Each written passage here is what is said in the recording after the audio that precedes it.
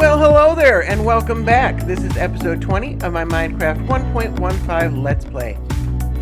I'm here in my nether fortress, and I'm sorry if it's a little hard to see, but I have placed countless numbers of buttons, many shulker boxes worth of stone that contributed to all these buttons that are placed in the area around here in order to keep things from spawning. There shouldn't be anything spawning up there, but there is apparently, so apparently a ghast probably hit one of the buttons, and yeah, it's a big problem. So I've also extended this nether brick floor all the way down to the end of the nether fortress, and it has helped a little bit. I'm still not getting a ton of spawns here though. There are quite a few areas that I still need to hit with buttons. Like I haven't gotten all the way down here. There's just so much area that I need to cover. This is a horrible place for a nether fortress.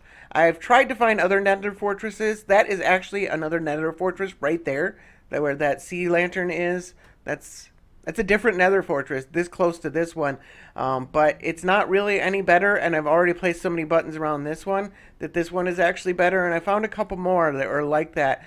I haven't really found any over lava or anything like that. They're all just buried in netherrack, so this one just happens to be the best because I've already placed a bunch of buttons around it. So, but I've been at this for quite a while, and I've managed to get 5 wither skeleton skulls. I've got 2 more back at my base, so I've got enough to summon 2 withers. I only need 1 right now, but having a backup is kind of nice. I was hoping to get up to 7 wither skeleton skulls, so I'd have 9 total. But I think I'm done here. Eventually, fairly soon, I'm going to have to set up a wither farm, a wither skeleton farm. I haven't yet for a couple of reasons.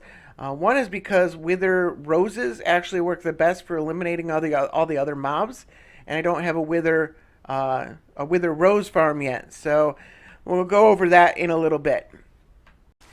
So there are 2 basic types of wither rose farms that I am aware of. One involves a zombie spawner, and I have yet to find a zombie spawner, and the other one involves using endermen in the end, and that was actually recently patched. The way to trap the wither using the portals towards the end islands was recently patched in 1.15. I've always wanted to do the zombie spawner one. I think it's more reliable in general, but I just haven't found a zombie spawner yet at all, and I don't spend much time underground anymore, so I might have to just use the seed to find a dungeon for my map, because I don't think it's ever going to happen if it hasn't happened by now.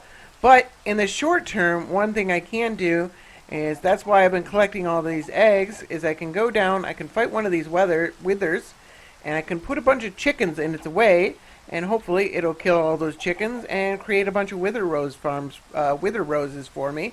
I only need about 8 for my next farm, but yeah, I mean, this should make a decent amount of chickens, so we should get quite a bit more than that. Each one of these stacks, there's a 1 in 8 chance of catching a chicken, so we should get 2 chickens for every one of these stacks. So each row is 18 chickens, and we've got 4 rows, it looks like, so decent number of chickens should give me a decent number of wither roses. Let's go find out. Something interesting going on here at this iron farm here.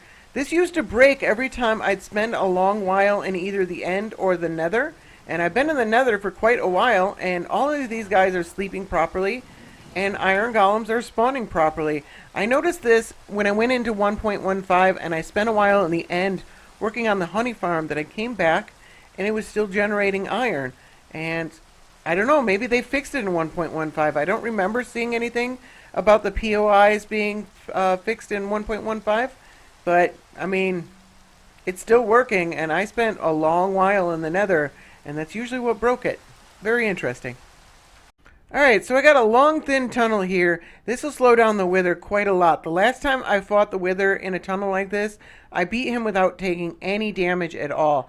So I think this will work pretty well. And I've got an area right here that I've hollowed out, and this is where I'm going to place the wither, and I'm pretty sure, I'm not 100% sure, but I'm pretty sure that the explosion itself will kill the chickens and turn them into wither roses. But I'm not 100% sure, so I've got a second area down here that should be outside of the explosion radius that'll place even more chickens. So he'll sit here and target those, and it should turn those into wither roses as well. So hopefully it works on both parts, but we'll get a good test going here either way. So yeah, I'm gonna just place a bunch of chickens in both of these two chambers, and then I'm gonna place the wither, and I'm gonna run way down here, and hopefully all these chickens will slow them down quite a bit as well, and make it a little bit easier for me to fight, and then hopefully everything goes well. I just had the thought, does this actually work on baby chickens, since babies don't usually leave drops?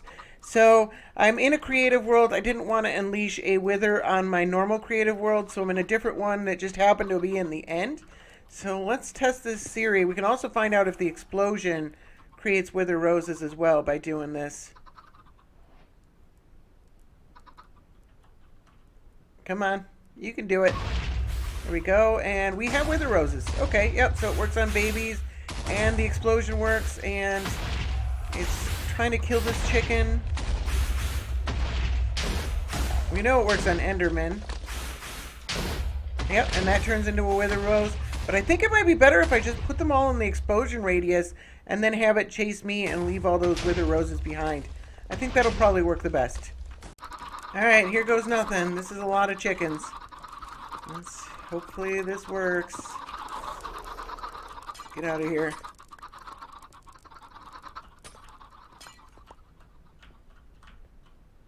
And, oh, I don't have a sword in my inventory. Looks like, oh my god, there's lava everywhere. I didn't realize there was lava under there. And hopefully it doesn't destroy all my wither roses. I need some of them.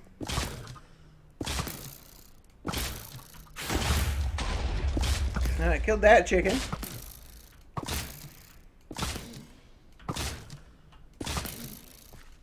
Alright, there we go. It's kind of stuck here now.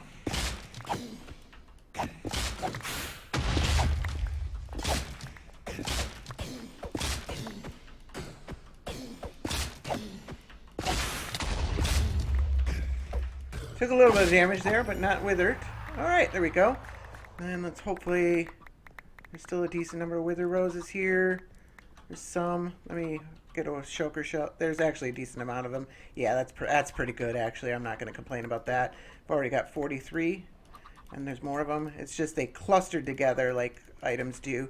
So we probably lost some of them. But that's fine. Didn't realize there was lava there. There we go. 16, so a stack and 16. Not bad. Yeah, that's better than I was hoping for. So I'm really happy with that. I've made my way over to my Guardian farm, and I've been using a lot of sea lanterns lately, and I've still got a decent amount left, but I'd feel a lot more comfortable if I could just use them whenever I wanted to and didn't have to worry about how many I had left, because I am getting a little bit low. Now I'm almost up to having another double chest here. I'm all the way up to the top, but this is from a lot of AFKing in order to get me this far. So when I run out of these, you know, it's going to take a lot more AFKing to get more. And I did some testing, and I AFK'd here for an hour just to see how many I got. These important ones are the crystals right here. And I got 600 crystals in an hour, which is not much. I should be getting quite a bit more of that. I think some of that has to do with these guys right here that don't die all the time. Like, if I want to truly AFK, I need to come over here and kill them from time to time, just to make sure that they're not eating up the mob cap. But there's something else going on here as well. So I went into my creative version of this Guardian farm, and the difference here is actually fairly obvious. You can see just in the stream of Guardians how much faster they're coming through than they were in survival. Now the difference here is that I have gone through and I've lit up most of the caves. I say most because it's actually a lot of work.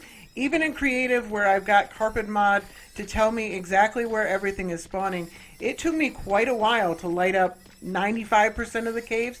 So we can see here in the entity list, we can see there's some drowns, there's mostly guardians, but there are a few. There's an enderman that spawned, and there's a zombie that spawned. So we've got mostly the caves are lit up, but there are a few mobs that are spawning outside of this. So this actually could do a little bit faster than this, but I think even reaching this level of cave lighting is completely impractical for survival. There's no way I'd be able to reach this level because we'd have to tunnel through 128 blocks in every direction, multiple tunnels at multiple wide locations.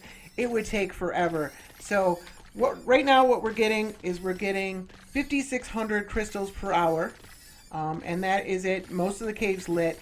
I could probably expect to, if I spend a long time lighting up all the caves in survival, I might get half of that, which is still about 5 times more than I'm getting now, but man, it would be a lot of work. So then I came up with an idea, and that idea was to use nether portals like I do with my slime farm to move the guardians into the nether, because now in 1.14 and above, it actually keeps the nether loaded for about 15 seconds after an entity flows through it. So now I can kill the guardians on the other side of the nether, and they don't consume the mob cap up here. So I did some testing with this, and this is creating a ridiculous amount of items. So we are getting 15,000 prismarine crystals per hour.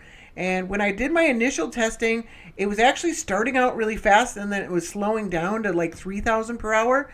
And it took me a while to figure out it's actually because the hoppers were not keeping up with that number of items. The hoppers were getting filled up. So that actually creates another challenge, is I'm going to have to figure out how to deal with the items coming through that fast. But let's go on into the nether and we can take a look at the other side. It's actually really simple. So this is all there is in the nether. It's just a tiny little cage where they fall down 2 blocks so that they can't go back through the portal. And then they fall onto these wither roses. I don't have to worry about them getting stuck in the portal because guardians wander quite a bit. They just immediately jump out of there. And then they die on the wither roses. And then there's just item collection right below because you can use soul sand. And then the items will go right through into the hoppers. Really simple design. And for that, I'm getting nearly 15,000 prismarine crystals per hour. So by using this design, I can put the AFK spot way up in the sky. You can see some blue blocks way up there.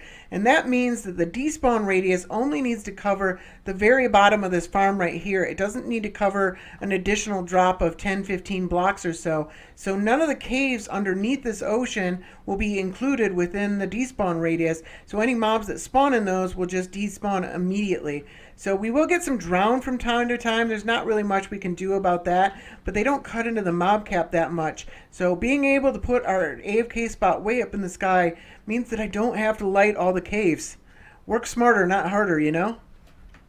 It's worth adding, by the way, that these 2 water chambers right here are completely filling up the mob cap. So we're sitting at 70 out of 70. So there's no reason to make these chambers any larger than they already are. So I can just keep them at this size. I don't have to change anything there. Now there's a couple of challenges here that I haven't figured out yet. The one that I've already stated is that I need to deal with the items as fast as they come in, which is really, really fast. Now just getting them into the hoppers isn't really hard because I can use multiple hopper chains and I can use double hopper chains and things like that. But getting them sorted that fast is going to present a challenge. The other thing is, where do I put the other nether portal? Now, our AFK spot is way up there, so it'd be nice to have a nether portal way up there. And now we can put nether portals above the nether roof. The problem is that the items are going to be in the nether. If I just had the items in the overworld, I could just launch them up to here, and then I could get my items up there. But they're going to be in the nether, so I need to send them through the nether roof, or I need some sort of transport. I've got to figure out how I'm going to get back and forth and get my items. And there's a couple possibilities for that. And I just need to test out a few things and see if I can figure out which is going to be the most convenient. But I need to figure out the item handling first. So I've been playing around with this a little bit, and I came up with a solution that kills 2 birds with 1 stone. And that is simply to spit the items back into the overworld. I tried doing item management in the nether, but we've got 12 different hopper chains here. And you want to sort the items and combine them as best as possible. And without the use of water, I just couldn't come up with an elegant solution. So I came up with this machine right here, which I affectionately call the spitter. And it's just 12 dropper clocks that spit items into the overworld through a nether portal. And I'm pretty sure this actually doesn't generate much lag. Not nearly as much as all the item entities and mob entities do. So I don't think this adds much to the mob farm at all as far as lag. So the nether portal that the items are getting spat out of is right over here. It's only 4 blocks away in the nether, but that's far enough away in the overworld that it's fully outside of the range of the ocean monument. And I'm just spitting them into a water stream that I can shoot way up into the air if I want to.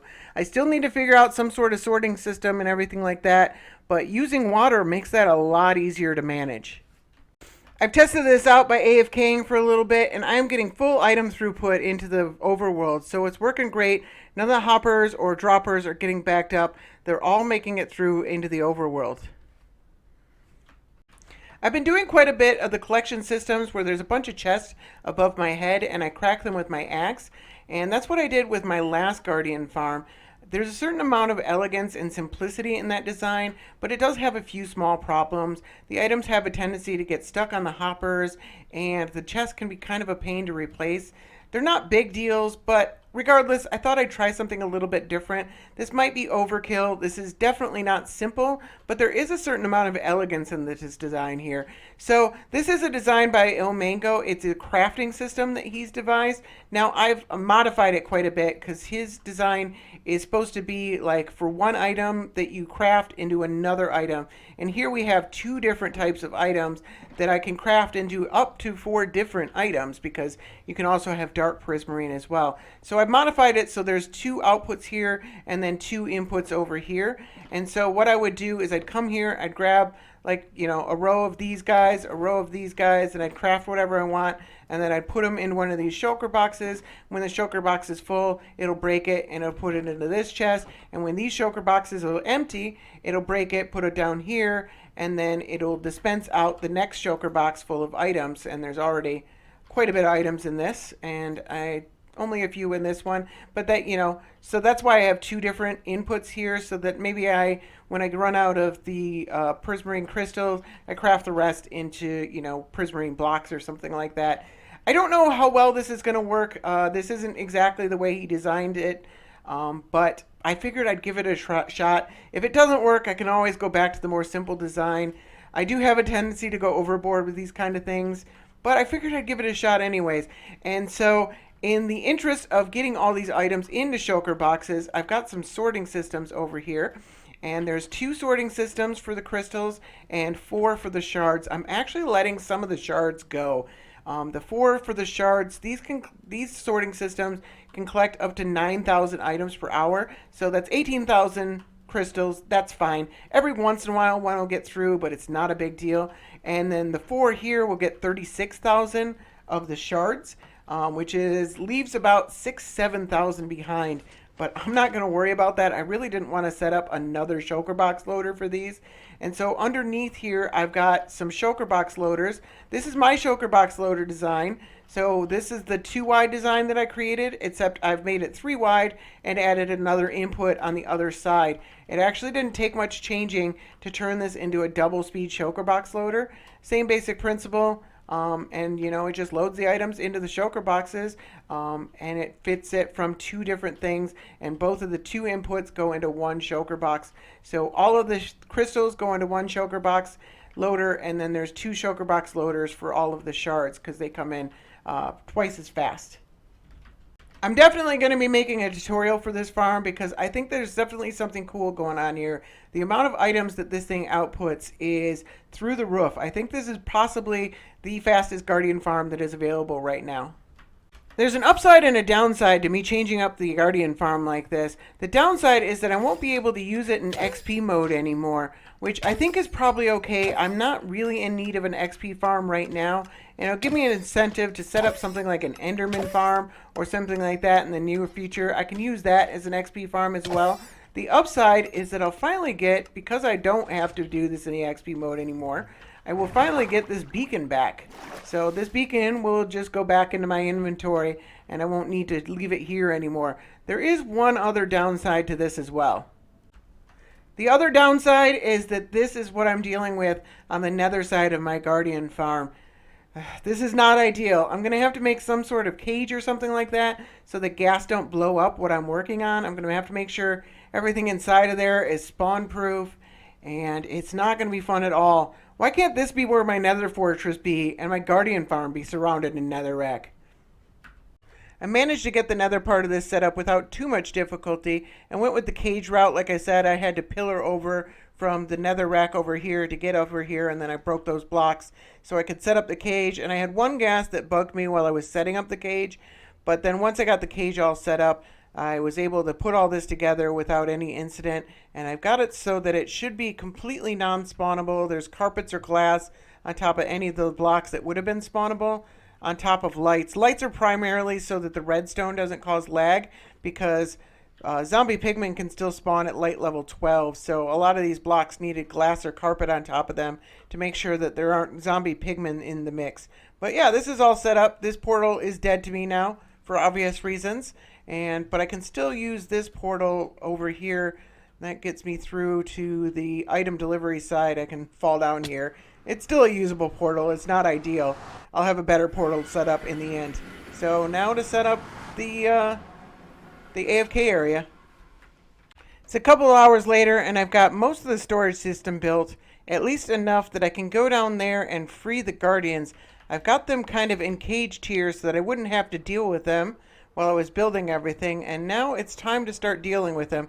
And unfortunately, there's just a whole bunch of them. You can already see their tails in here. So I've already got the portals lit, so maybe if I break this glass here, although I'm pretty sure I messed up the water streams when I put this glass here to deal with them. So no more will spawn while I'm here, but I'm going to have to deal with them. Oh, they're going through to the portal, at least one or two of them. Okay, but I might have to kill a few. Oh, I forgot about that hurt. All right, so yeah, I mean, I can deal with this. This isn't too bad. All right, I've gotten all the guardians out of this specific one. There's a few that are bouncing around on the ground down there, and I will deal with them later. But I got to fix this water pattern. It's supposed to flow all the way onto this block right here, but because I put glass there, it's not redoing that. So I got to break off this whole ceiling here. To fix the water pattern, I got to put slabs on the blocks underneath there, which is going to be a little hard because of these bubble columns, but it'll block the bubble columns once I place it. I'm going to do this all the way back and then remove the water there, and then if I replace the water, it should flow all the way out to this section right here, and then I can remove these slabs, and then the water will be back to normal, and I can seal this section up, and then I got to do the other side. I've got the guardians all freed down there, and items are flowing through quite nicely here. And I checked over here, and we've got a steady flow of items going into the 4th sorter for shards. So these are coming through steadily, and even some of the shards are going past this sorter. So that means I'm getting over 36,000 shards per hour right now. Some of them are making it past, so that's a good sign. That indicates that I am very likely getting the full flow through of items right now. So that's pretty awesome. We should be getting a decent amount of these guys here. Yeah, it's looking really good. I just got to finish this up, set up some lava over there. Almost done here. Man, this thing is crazy fast. In the half an hour to 45 minutes it took me to craft this thing over here, this thing generated 7 shulker boxes full of prismarine crystals, and the shards are just, they're already into there, and there's one of them. It's absolutely nuts. The downside of this crafting system is that it uses up a bunch of shulker boxes, but it actually works really, really well. I've been able to craft through all these items really, really quickly. I haven't had any trouble at all, and then it kicks out this shulker box, brings me a new one. Grab all these items, same thing over there. I craft them. It's already swapped all the shulker boxes for me. I've made it through most of them already. It's actually pretty easy to work with. I like this quite a bit. One cool new addition of 1.15 is this nether portal here, which is now capable of linking to a nether portal above the nether roof. Apparently I've got a phantom here as well. And so there's not a lot marking the ground here, so it's pretty hard to tell which direction I'm facing. So I placed this block right here to tell me that my other nether portal is over here somewhere. And I did the same thing to that nether portal, so it's over here. So this is the nether portal back to my base. I'm going to have to make some roads or something like that. I might want to do like some icy roads and stuff like that. I'm going to have to be really careful not to let any spawns occur in this area. But this is definitely pretty cool. We've got my zombie farm, my zombie pigman farm up there. And this is the portal to my main base. And this portal actually links right back because this one is at Y101. It actually doesn't link to the one below the nether roof, which I'd actually prefer it did. And then I could set up another nether portal up at the top of mine and then I could like pick which one. I could come down and go to the lower part of the nether, or go into a portal up there and go to my nether roof area, which is probably where I'm going to make my nether hub at some point fairly soon. But it looks like I'm probably going to have to make another portal down at sea level in order for that to work. So I'm going to have to look into doing all that. I don't have to do any of that just now, but that's probably something I'll just set up another portal way down there. And I can use the same tunnel to get all the way down instead of just down to that mid area, because that won't work anymore for a lower nether portal. So I do need to spend some time working on my floating island here, but I've kind of run out of time, and I've got some friends coming over this weekend, and I want to make sure that this episode is out before they get here. So I'm going to have to either work on the floating island between episodes or do double work on the floating island in the next episode. So that's all I have time for today.